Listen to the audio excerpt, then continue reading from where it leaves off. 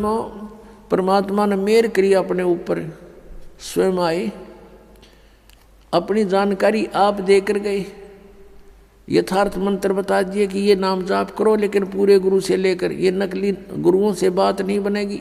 जिस समय परमेश्वर आए थे कलयुग में, कबीर परमेश्वर जी, उस समय उनके 64 लाख शिष्य हो गए थे, 64 लाख। आज किसी के 2 करोड़ शिष्य हैं, 3 करोड़ शिष्य हैं, कोई बड़ी बात नहीं, क्योंकि मीडिया का माध्यम है, और उन 200 150 वर्ष हो गए लगातार चलते आने। जब परमात्मा आए, भारतवर्ष की आबादी मुश्किल से 4 करोड़ होगी। सन 1398 से सन 1518 तक 120 वर्ष परमात्मा रहे थे, और उसमें भारतवर्ष की बहुत बड़ी सीमा थी। पश्चिमी पाकिस्तान, पूर्वी पाकिस्तान, अफगानिस्तान, बलूचिस्तान, इराक, ईरान तक, ये सब भारत ही था। और उस समय सारा मिलाकर 4 करोड़ आबादी नहीं थी, और उसमें से 64 लाख शेष बनना हिंदू और मुसलमान, ये कोई बालकों वाली बात नहीं है, वो समर्थ शक्ति थे। तो हम शेष क्यों बने थे, उसमें ज्ञान तो कोई समझे नहीं था। हम शेष क्यों बने थे कि परमात्मा ने हमें सुख दिए थे, हमारे ऊपर कैर टूट रहे थे पाप कर्मों के, वो मालिक ने ठीक कर दिए थे कबीर भगवान ने, तो हम उनको गुरु मानने लगे थे।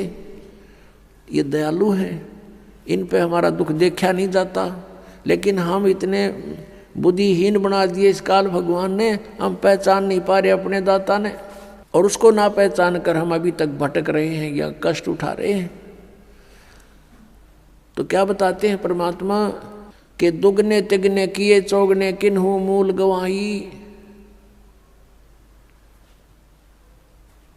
किसी ने तो इसके दुगने तिगने चौगने बना लिए, किसी ने इसका मूल धन ही नष्ट कर दिया। परमात्मा हमें ये याद दिलाने आए थे कि तुम यहाँ के वासी नहीं हो, और तुम सतलोक में रहा करते थे। यहाँ पर काल भगवान ने आपके ऊपर इतने कवर चढ़ा दिए, स्थूल शरीर, फिर सूक्ष्म शरीर, फिर कारण शरीर, फिर महाकारण शरीर, फिर कैवल्य शरीर, और उसके अंदर आपका ओरिजिनल शरीर है।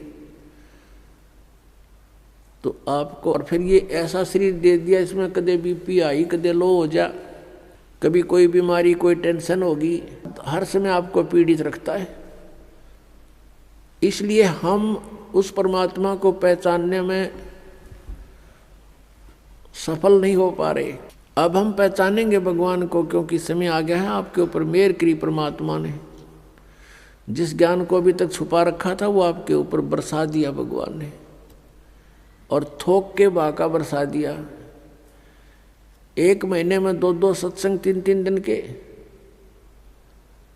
और आप जी को फिर वहाँ से जमानत भी परमात्मा करवा के लाता आपकी। ये ना सोचना कि आप स्वयं आ पाओगे यहाँ पर, इधर आपका मुख भी नहीं करने दे ये काल, ये सत्कर मान लेना। और चाहे कहीं चले जाओ, ये खुश रहता है। किसी राधा स्वामी में देखो करोड़ों शिष्य, धन सदगुरु में देख लो लाखों करोड़ों शिष्य हैं, वहाँ बेशक जाओ, पर यहाँ आने से पहले 100 बाधाएं पैदा करने की चेष्टा करता है।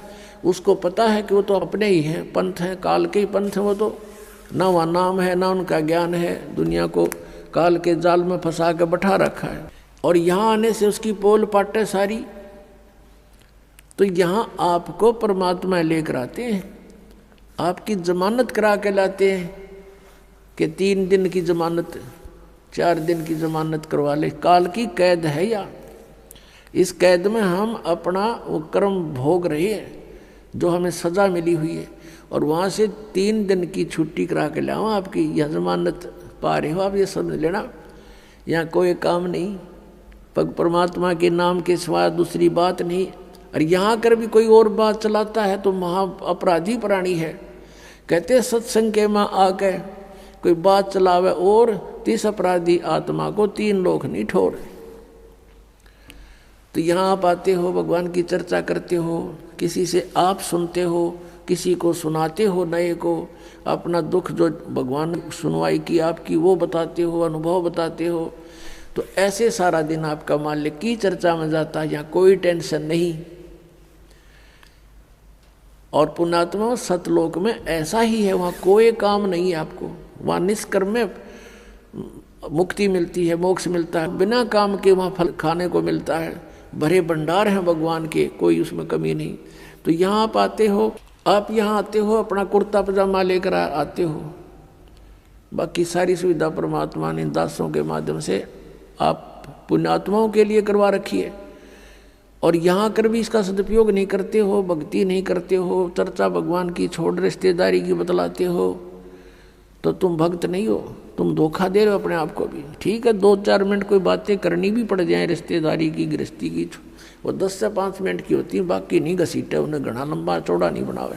शेष समय में अपना भक्ति करे, नहावे धोए, प्रसाद पावे, सत्संग सुने, शेष समय में माला ले अपनी हाथ में, या पुस्तक पढ़े, परमात्मा का ज्ञान आपको अनमोल खजाना बना के दे रखा पुस्तकों में, उसको बार बार पढ़े, बार बार पढ़े। जितनी बार पढ़ोगे उतना आनंद आएगा और आपके पुण्य बढ़ते हैं, उससे ज्ञान यज्ञ का फल मिलता है। तो यहाँ परमात्मा में याद दिलाते हैं कि ये दम टूटे पिंडा फूटे हो लेखा दरगाह माही, जिस समय आपकी मृत्यु हो जाएगी, आपको पकड़कर यम के दूत जो भक्ति नहीं कर रहे हैं, आप जी को धर्मराज के दरबार में, न्यायाधीश के दरबार में खड़ा कर दिया जाएगा, जो काल का न्यायाधीश है।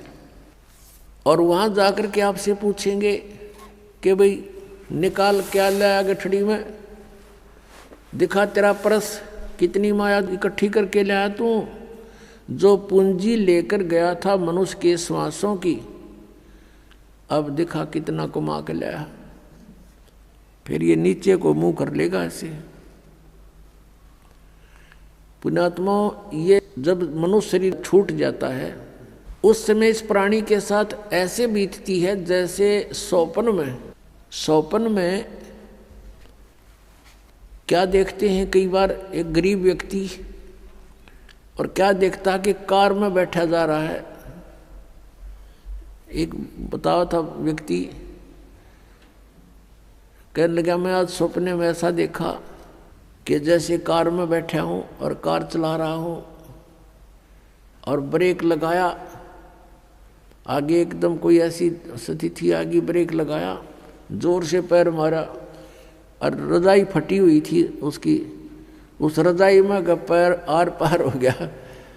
फिर वह आँख खुल गई, यानी निंद्रा भंग होगी, देखो होता है, वो पैर छोड़ दिया। फिर जब सौपन टूटा तो देखा ना कार और कुछ भी नहीं, और वो सपने में देख रहा खूब जोर से, उसका पेटा है ना भर रहा।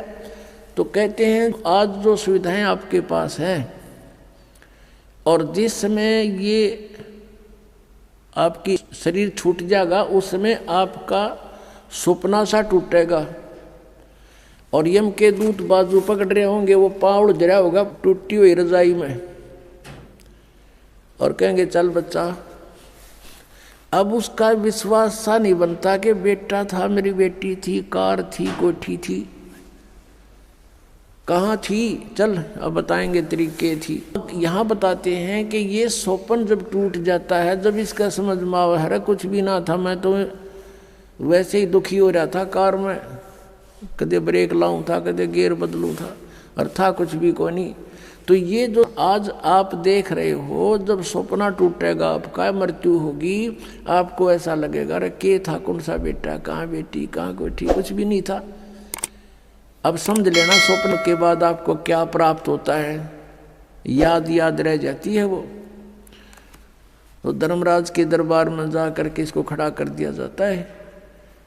फिर वो पूछता भाई निकाल, उसको तो मालूम तो होता ही है सारा।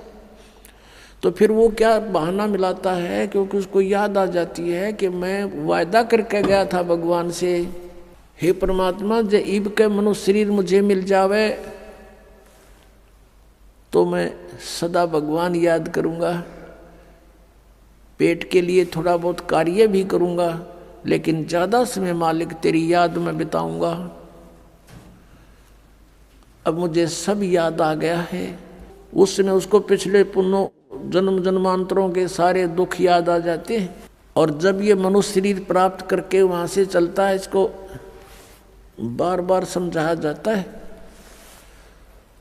कि अब के गलती मत करना, तो ये कहता नहीं जी, पीछे गलती बनी सो बनी, आगे नहीं करूंगा। माँ के गर्भ में भी इसको याद रहता है। माँ के गर्भ से बाहर आते ही इसके ऊपर तीनों गुणों का ऐसा एकदम प्रभाव बन जाता है, ये सब भूल जाता, अचेत हो जाती आत्मा। इसको नए सिरे से पढ़ाई कराई जाती है, ये तेरा चाचा, ये तेरी चाची, ये माता, ये पिता, ये बुआ या माँ, ऐसे, और नए सिरे से इसको पढ़ाया जाता है।